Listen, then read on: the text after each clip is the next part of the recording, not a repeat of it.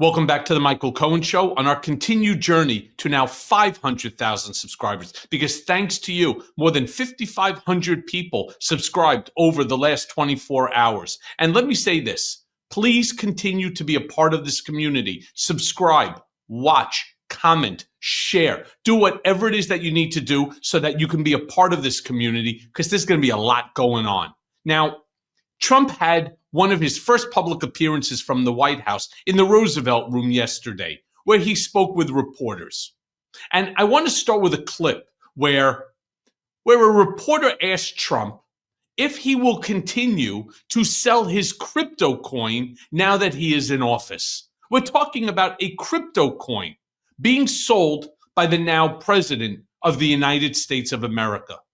Play that clip. The crypto coin the other day. Do you intend to continue selling products that benefit yourself personally while you're president?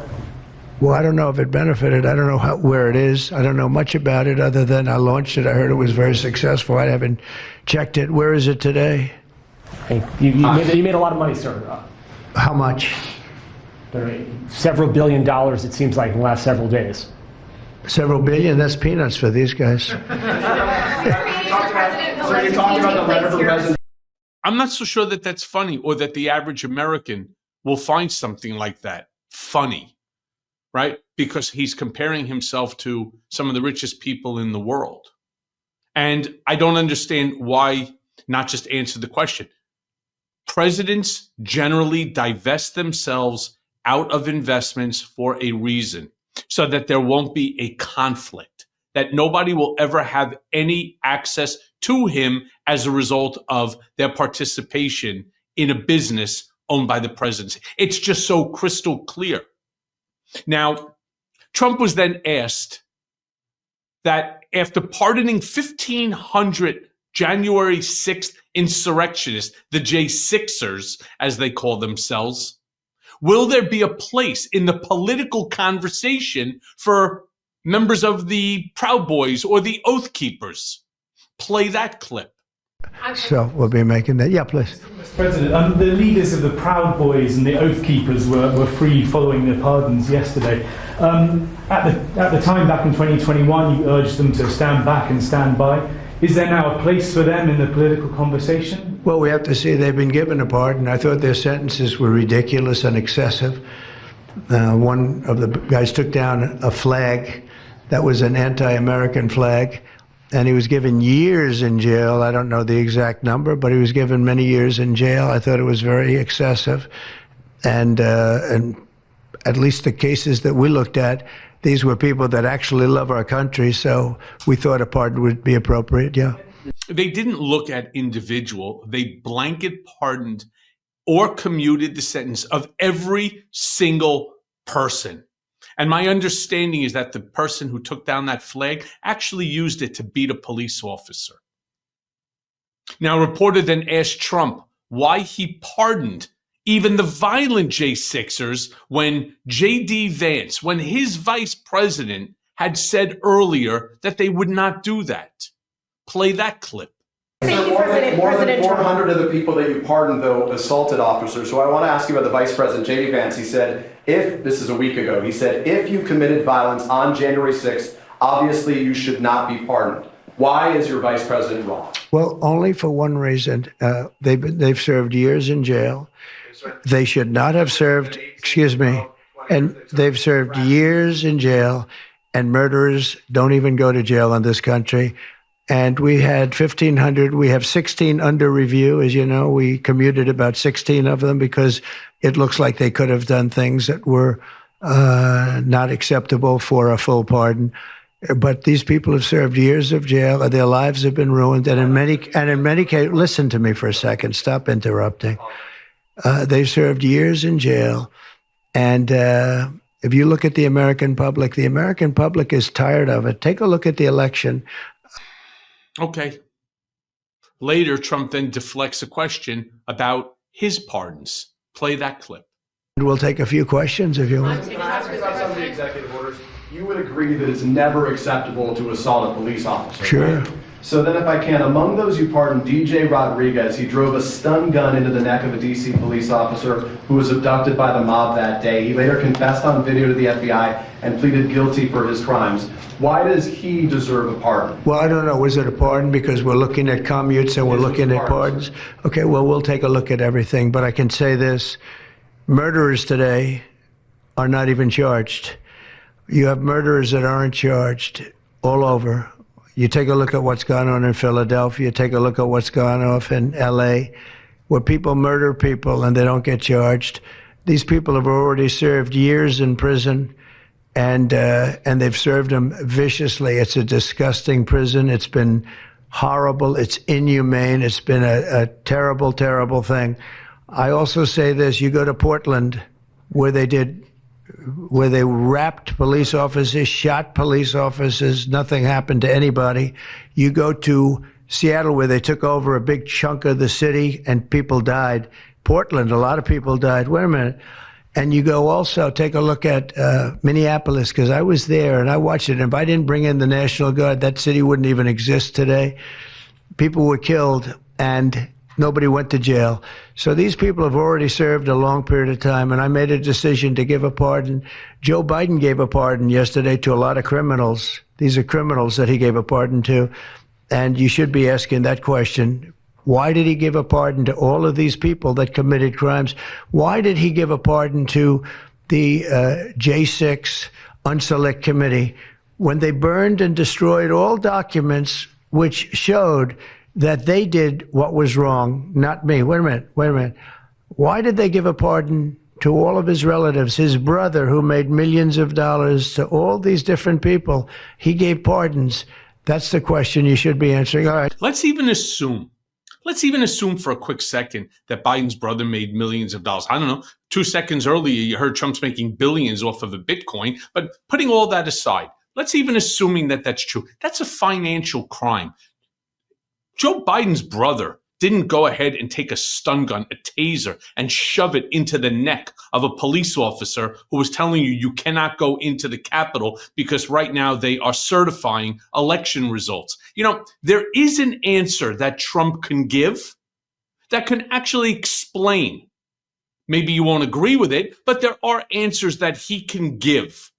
The answers he's giving are so not well thought out. They are so not poignant. And you know what? Most Americans don't agree with that. In fact, most Americans don't agree with a pardon that he just gave this morning to Ross Ulbricht, who is part of the dark web, Silk Road, where I think about a dozen young kids were purchasing illegal drugs. It's a black market website on the dark web, where not only it started out as something where he was just selling like mushrooms or something like that, magic mushrooms, that ended up becoming this massive, almost like Amazon for anything that you should not have. Guns, missiles, rockets, tanks, drugs, porn, etc. He gave him a full pardon too. I don't understand why he's doing that, but he's the president, and the presidential pardon power is quite immense. Now, Trump also goes on to say that he wants President Xi Jinping to settle the Ukraine war. So let the record show that reports say that Xi and Putin literally spoke this week, confirming that they too have a very tight alliance. Play the clip. Percent is ridiculous, yeah.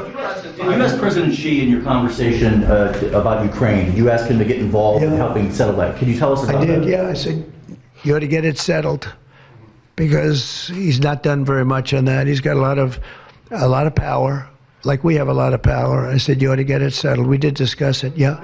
Where his friend invaded a sovereign nation and expecting that it's going to be a fair negotiation.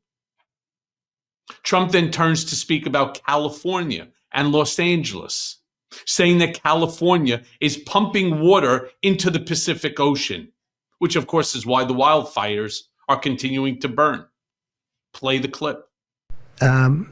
Los Angeles has massive amounts of water available to it. All they have to do is turn the valve And that's the valve coming back from and down from the Pacific Northwest, where millions of gallons of water a week and a day, even in many cases, pours into California, goes all through California down to Los Angeles, and they turned it off. It's off now. The valve goes, it turns toward the Pacific Ocean, and all that water goes pouring into the Pacific Ocean.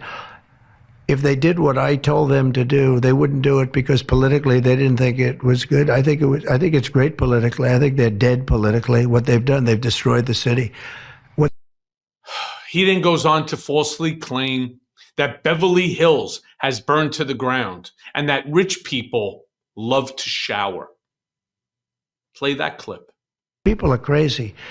So we're going to be issuing an executive order demanding that they immediately let that water come down through California. Farmers, even people living in Beverly Hills. Now, those people have been a lot of them are wiped out. Believe it or not, they were having restrictions, Larry, you know about this. They wanted to restrict you to 38 gallons of water a day. That sounds like a lot, but it's not. When you're a rich person and you like to take a shower, 38 gallons doesn't last very long. And they have all this water, and it's really good water. It's beautiful water. And what's beautiful about it is that poor people don't like to shower, or the middle class. Only rich people like to shower.